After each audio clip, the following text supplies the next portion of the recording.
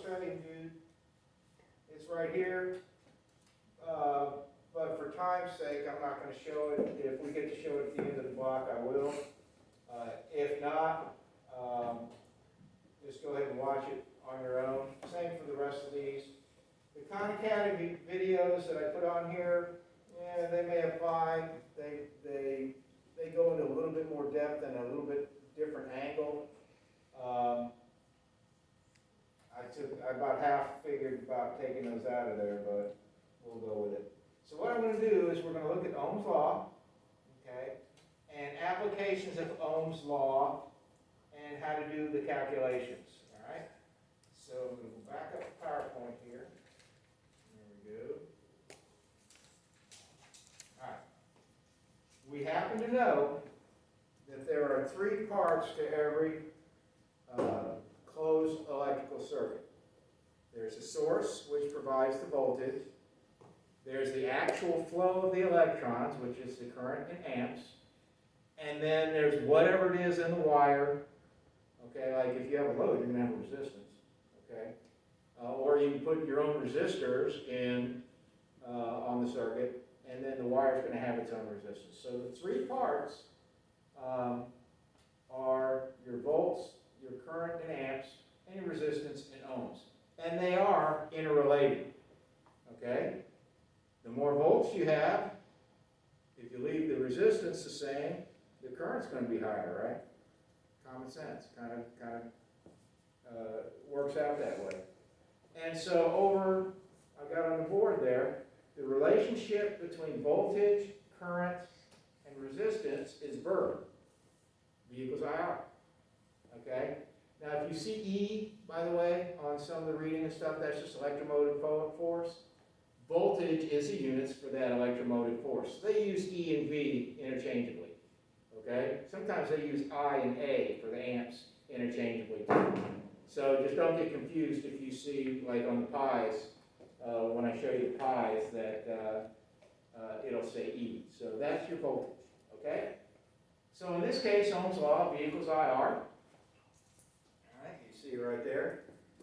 And what's that tell you? It means if resistance goes up mathematically, if this number goes up, okay, this number that has to go down for the voltage to stay the same. Okay? Same thing over here. If the voltage goes up, okay, then you're going to increase the current if the resistance stays the same. All right, so verb. Okay, V equals IR. All right. So an easy way to do the math, though, is the Burr triangle, kind of. Okay, put the voltage on the top and IR. So isn't it V equals I times R, right? Okay. Oh, by the way, isn't it, if I over here on the board here, if I algebraically rearrange that thing with the Mr. Davies really easy way to rearrange algebraically, if the R is on the top over here, if you can take it across the equal sign, it's got to go to the bottom. There's your algebra lesson for today. So when I rearrange that over here, I equals V over R and R equals V over I. Well, there it is. V over I is R. V over R is I. Boom. So that's just a tool on how to do it. So, anytime you have an Ohm's law problem, guess what? They got to give you 2 out of the 3, don't they? So you just got to figure out where to put it. Easy peasy. All right, do the first problem. I got a 120 volt generator, and it produces 30 amps. Okay? So, put the 120 volts up here, put the 30 amps right here. So what are you going to do with those 2 numbers? Divide them. Yeah. So what's the answer? 120 divided by 30? 4. Okay? So the resistance is going to be 4 ohms. Boy, that kicked your butt, didn't it? All right, see how easy that is? All right, how about this one? 9 volt battery, 27 ohms. All right, put the 9 volts up here, put the 27 down here. Oh yeah, you might have a number less than 1. What is it? 9 divided by 27? Point what? 3. 0.3. 0.3 or 1/3 of an ohm. Okay? Would that also be 300, is it 30 or 300? 300 milliohms. Yeah, so you can actually use the prefixes, the metric prefixes to manipulate that thing. All right, how about this one? 50 amps and ohms. So what are you going to do with those two numbers? Multiply. All right, yeah, tells you to multiply right there. 50 amps times 4.8 is how many volts? 240. Say it again. 240. Yeah. So that one's going to run your dryer or your stove in the house because they're generally 240 volts. Okay? I'm sorry, that was just too easy, wasn't it? At least I hope it was. All right, Kamar, was that too easy? Okay. All right, so this is what I call the power pie. So what in the world, what do we got here? I mean, all right, let's decipher that thing. I happen to know Ohm's law tells me V equals IR, right? All right, but I also know they're right there. Power is voltage times current in volt amps or watts. Definitely know 746 watts is a horsepower, 1 horsepower. Definitely know that.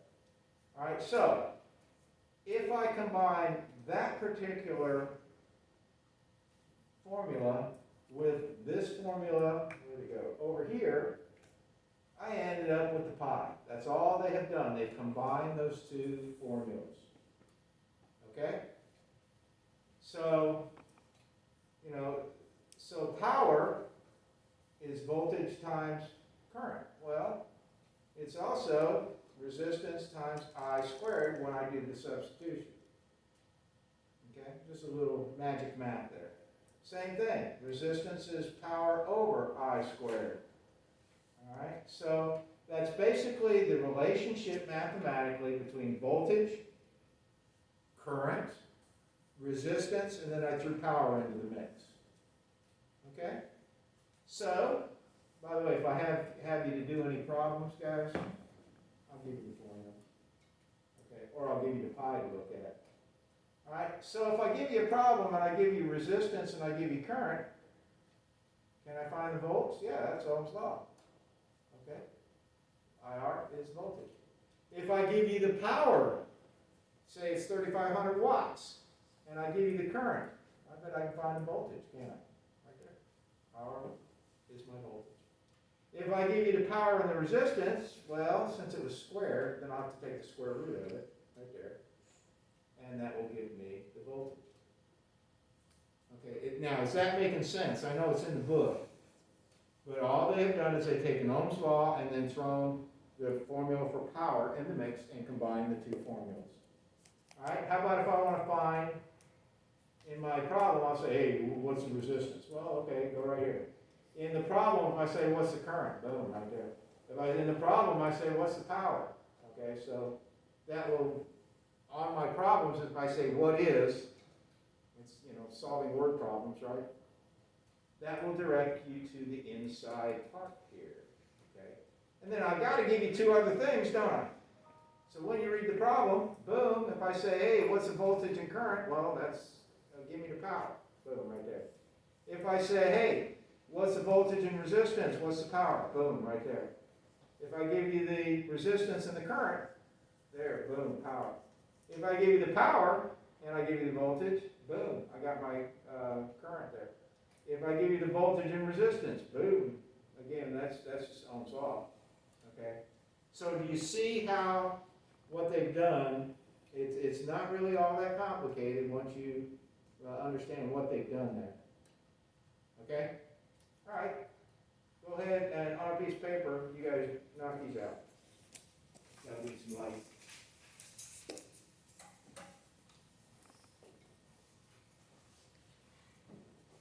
So what, on the first one, I'll help you out. What are they giving you? They're giving you voltage and current, right? What am I asking you to find? All right.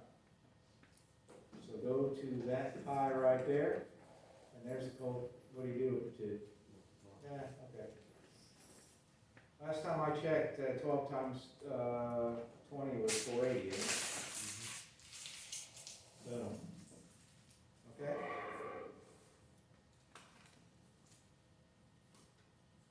It ain't that hard. Okay, now I'm giving you voltage and I'm giving you resistance. What am I asking you to find? How much? Yeah, there you go. So you're still in the power circle, but what two did I give you? Right there, right? Okay. 120 times 120 and then divided by 10. Or 120 squared, right?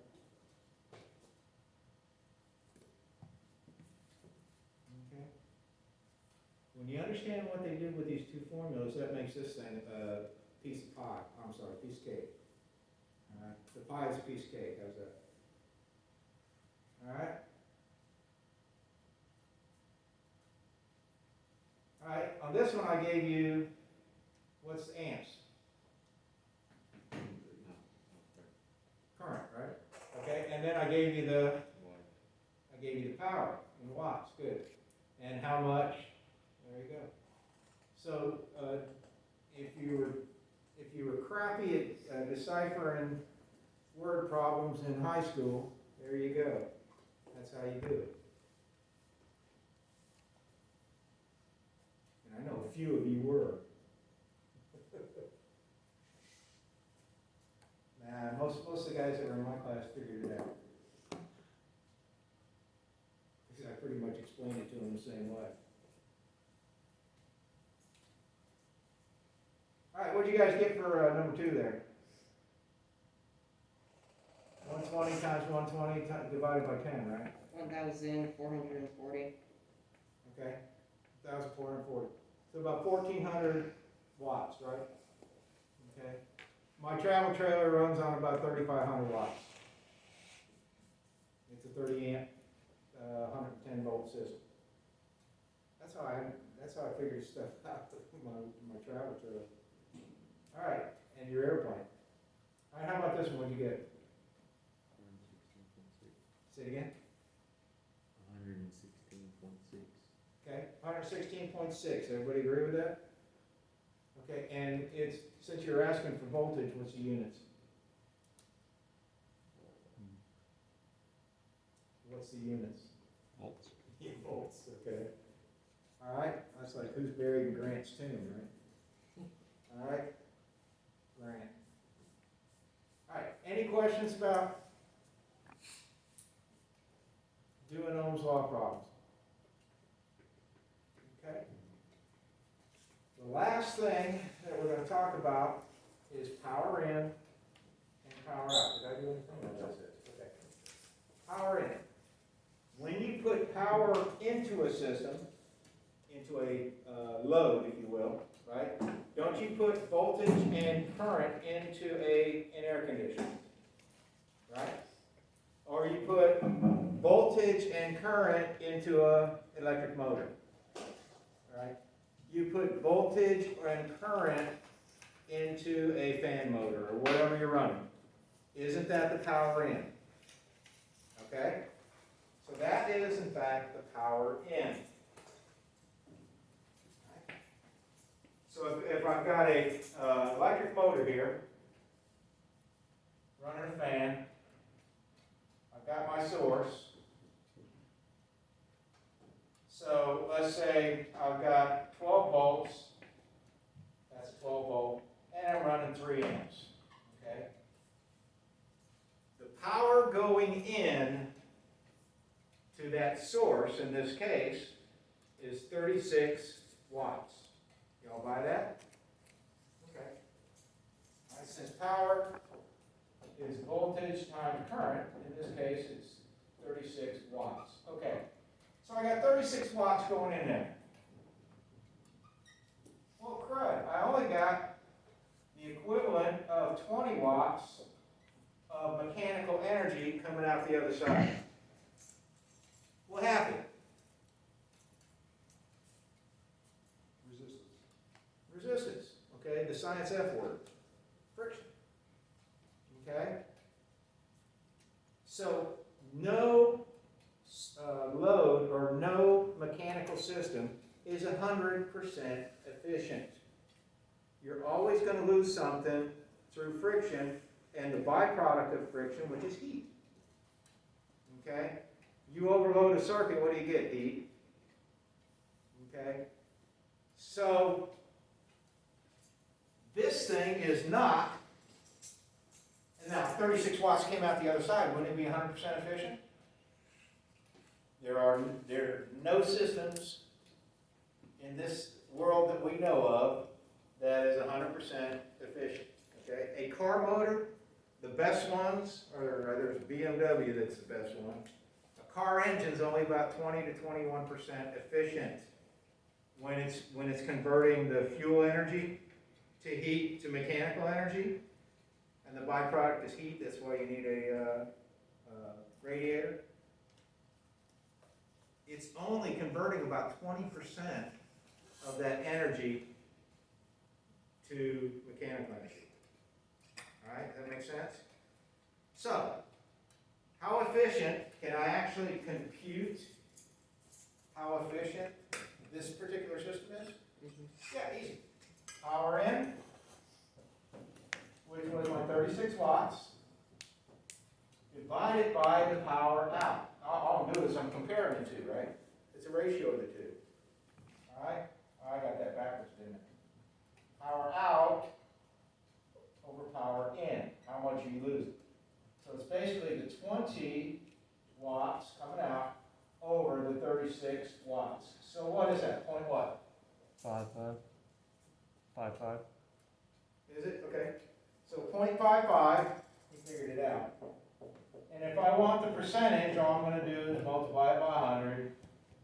And this is only 55% efficient. Okay? So does everybody see how efficiency works now? It's pretty easy. It's just a comparison of the power out to the power in. Okay? Now, could I combine that with all that V equals IR stuff and, make it really complicated for you? I could, but I'm not. All right? Basically, what I want you to understand is power out over efficiency will give you your power in. Yeah, you can rearrange that thing. But what I want you to know is a comparison of your power out to your power in. And you're going to lose some. However much you lose is going to be your efficiency. Okay? That makes sense? In this case, I lost 45%. Since it was only 55% efficient, I lost 45% of the power in to friction and heat. Okay? So I may ask you, I'll give you power in and power out, tell me efficiency. I may give you an efficiency and a power in, and you have to tell me the power out. Okay? So, what did I do? I don't think I did any practice problems, but take a look at them. Okay. Questions about efficiency? It's actually pretty easy. All this math stuff's pretty easy. Okay? All right. What have we covered? Basic electricity, magnetism, voltage, current, resistance, relationship between the three. We've looked at circuits, right? And the sum of the parts of the circuits. We're going to look at different parts of the circuits. All right, so what I will do now, two types of circuits we're going to look at are series and parallel circuits, now that we're going to start lining them up. Okay? The first video, he actually showed you the series and parallel circuit, which is actually really good. So what I'm going to do, I guess I'll show you the video. All right. We'll finish up the notes and then we'll get out of here. All right. So, let's see. Going back up here. Let me see how long this is. Let's do the series circuits. Series and parallel circuits are different. And their characteristics are quite different. So, you need to understand how each one works. Maybe. There you go. That's lovely.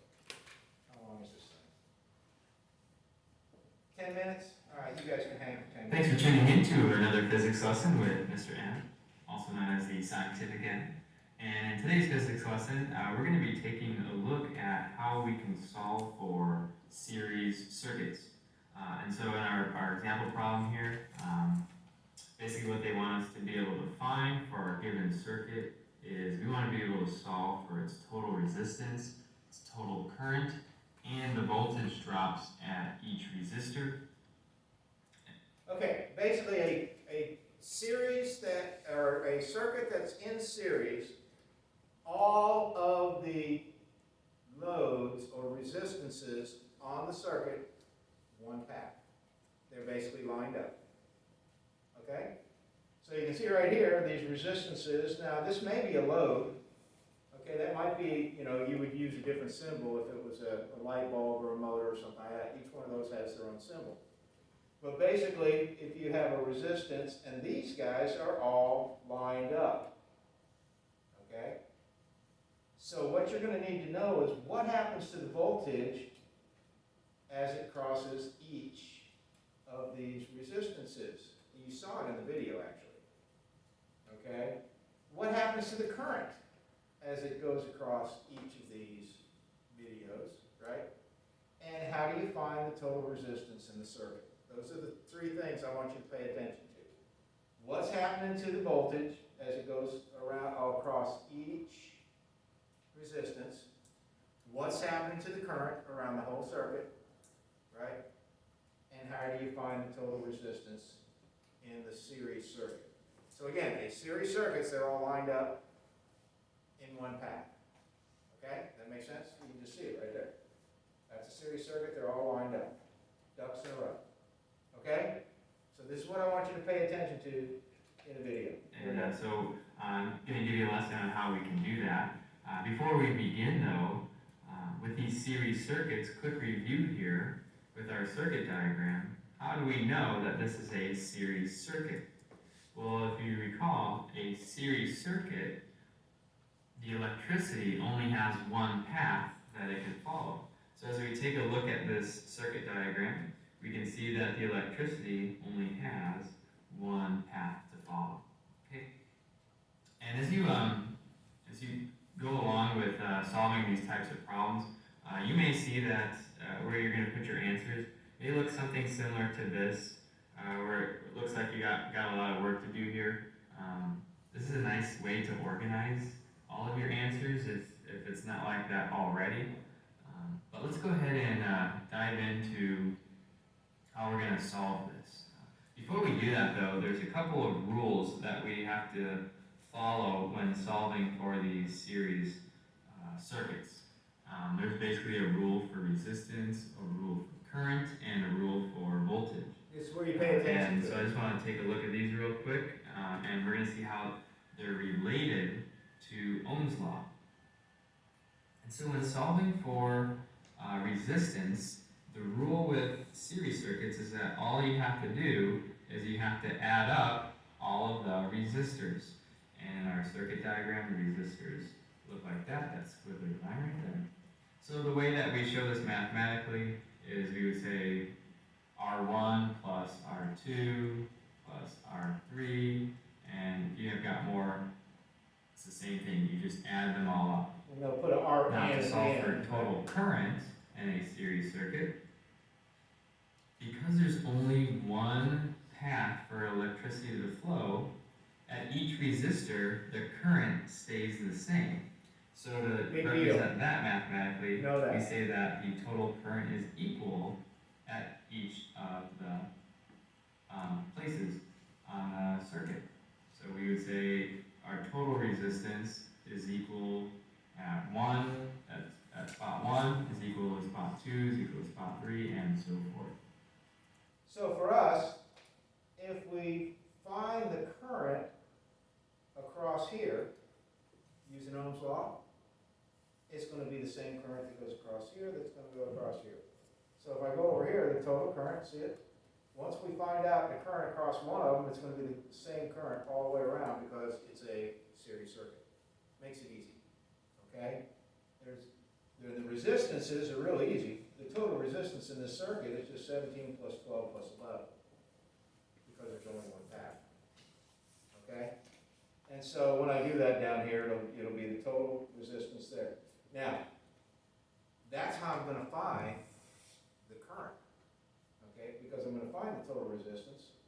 I'm gonna find, I already know the total voltage is 60 volts, and then I'm gonna divide that out, guess what? Now I have the current. And what do I know about the current around the whole system? It stays the same. Okay, so that makes sense. And then our voltage, our total voltage, or our change in voltage for a series circuit is similar to that of solving for the resistance, where our voltage drops at each of our resistors will add up to the total voltage. So we just gotta add them up to get our total. So what's gonna happen here is your 60 volts is gonna come out of your source, right? It's gonna hit this first resistance, right? And based on Ohm's law and the current, all right, it's gonna drop across here. All right, so your voltage is actually gonna drop. Then it's gonna hit this resistance, and then it's gonna drop again. Okay? And then when it comes across here, it's gonna drop a third time. Now, when you add those three drops together, they're gonna equal that 60. Okay, so if you do your math and it doesn't work out, you know you did something wrong. Okay? Does that make sense? So the current stays the same all the way around, whatever current you figure out. These resistances in a series circuit, you add up to get the total. Okay? And then you get 1 drop, 2 drops, 3 drops in voltage across each resistance, and it's equal to 60 volts in this case. Okay, everybody cool with that? So he's going to go through how to figure it out. Okay, so we're going to use these 3 rules